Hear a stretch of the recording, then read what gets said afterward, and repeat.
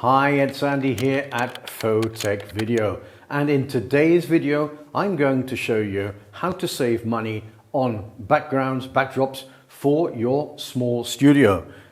As you can see behind me, I have a mid-grey collapsible 2 meter by 1.5 meter backdrop, which cost about 50 euros. And with that, I'm going to show you how we can take photos using that same color, which is mid-grey, converting it into a darker gray, then into a pure black, and yes, wait for it, even into a pure white backdrop, converting this gray into a pure white backdrop. And then, as a bonus at the end of the video, I'm going to show you how you can convert this mid-grey backdrop to literally any color that you would like. If you need to decide on the first backdrop to buy, my recommendation to you would be buy a mid-grey backdrop, because with that you'll be able to convert it to any of the colors which you would like. So I'm going to get things set up around here.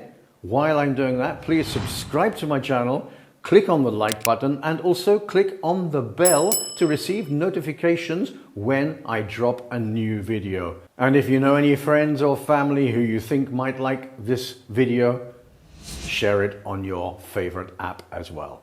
So I'll be back in just a flash. Don't go away.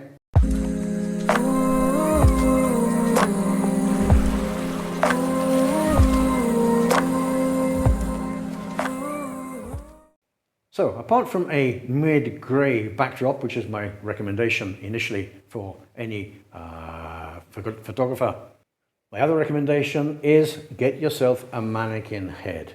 They're great. They have a little hole here at the bottom where you can just slot them onto a used, or even I'm actually using a broken cheap light stand. The screw, the 1/4-inch screw broke, but she sits in there perfectly fine.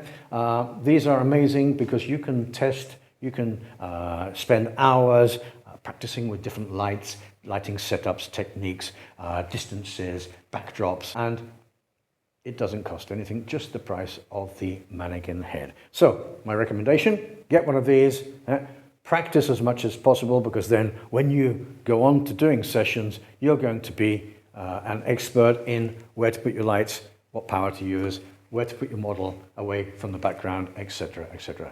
So here we are then, all set up, ready to go. Let's start with the mid-grey. So basically we have then here a mid-grey backdrop, and we want our mid-grey backdrop to look mid-grey in the photo. We're going to use a one light setup, okay? And basically what we have to do is we have to get our model as close to the backdrop as possible, and the light also as close to the backdrop as possible, which means that the fall off of the light will be very limited and will not change before it hits the backdrop. So our model is perfectly exposed to 5.6 on this octabox.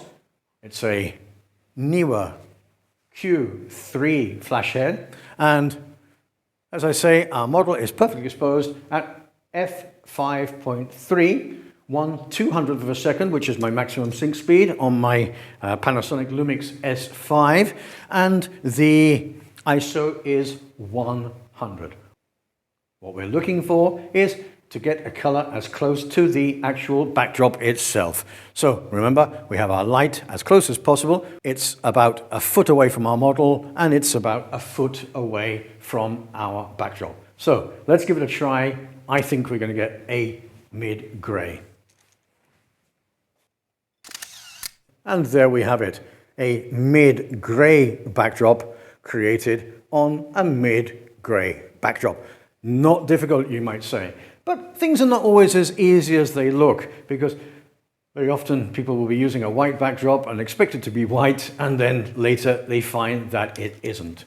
So now that we've done the mid-grey, now we're going to move on to the darker grey.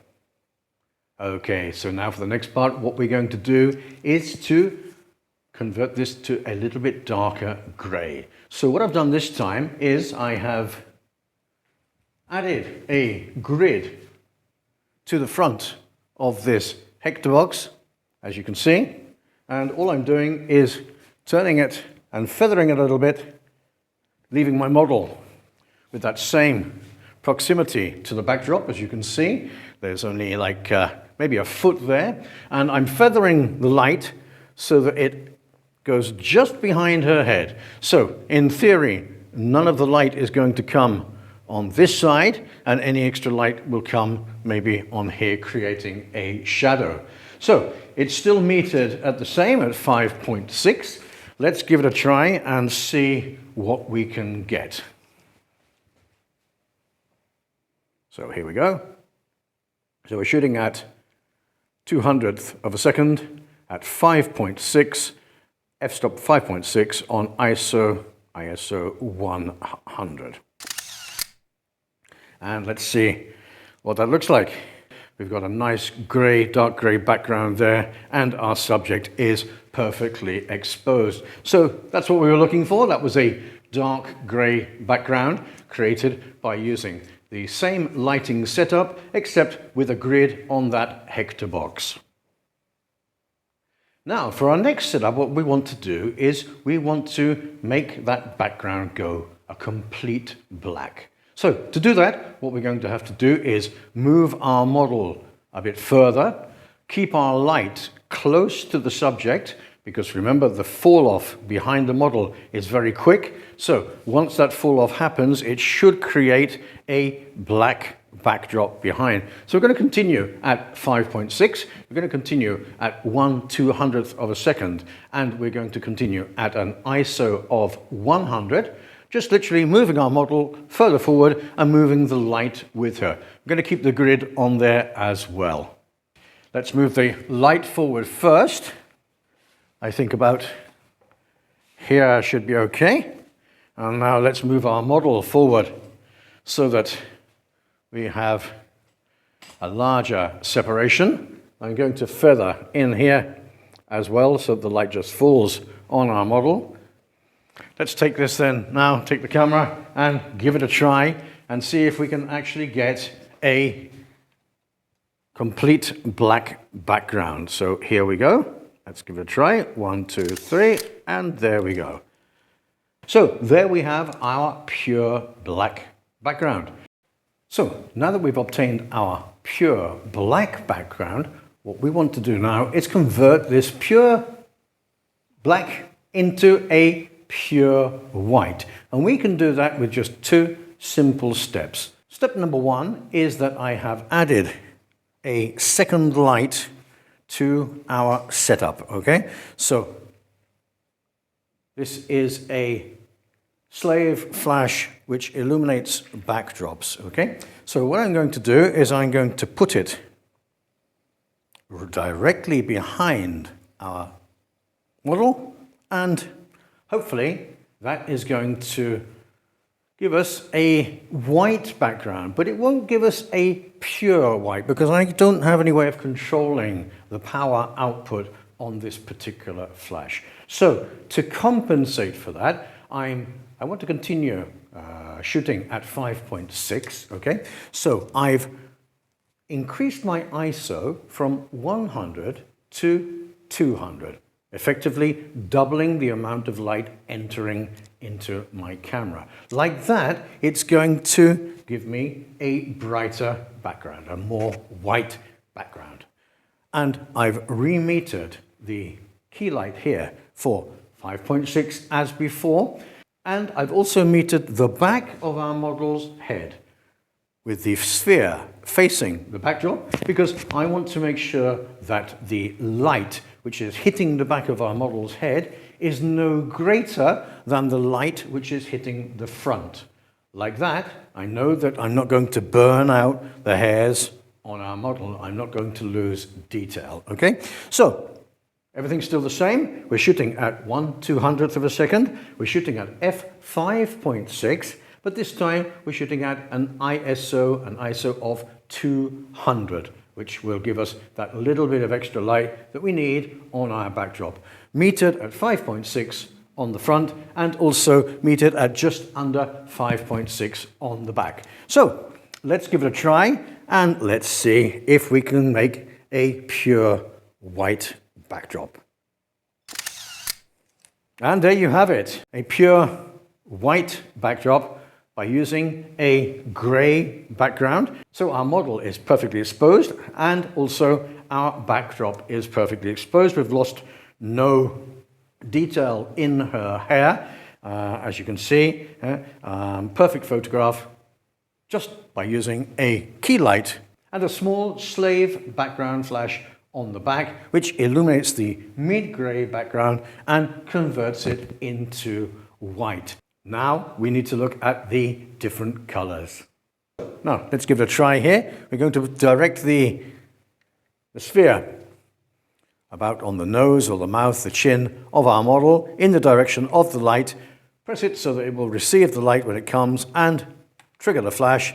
And we are on 5.6 and 2/3. So I'm going to drop this down to 2/3 necessarily, and I'm going to remeasure. So here we go again. And there we have it, 5.6, just a little bit over 5.6 on our light meter. So to recap, what we have here is we have our grid on our octabox, very close to our model. It's directional light. It's about a 40-degree grid, I believe. And then behind we have this, this flash, which is a background flash, a backdrop flash. And it has a colored gel in, which is a red gel. So I'm just going to connect this trigger. This is just a small Godox basic receiver and transmitter, which I'm using to trigger my Neewer Q3. This is obviously the transmitter, the receiver is plugged in there. And the light behind our model has a slave mode and will trigger automatically when the other one goes. So let's give it a try and see how we get on. And let's go. Wow, and there we have our model perfectly in frame with an absolutely beautiful red background. So now I'm going to change the gel in this plastic cover for a blue gel, and I'm going to reconnect it to the front of our backdrop flash, and let's see how that changes things. So everything's exactly the same with a blue color gel behind us. There we have it. That is absolutely beautiful. And just to try one more, let's put a green one in there and see how that looks.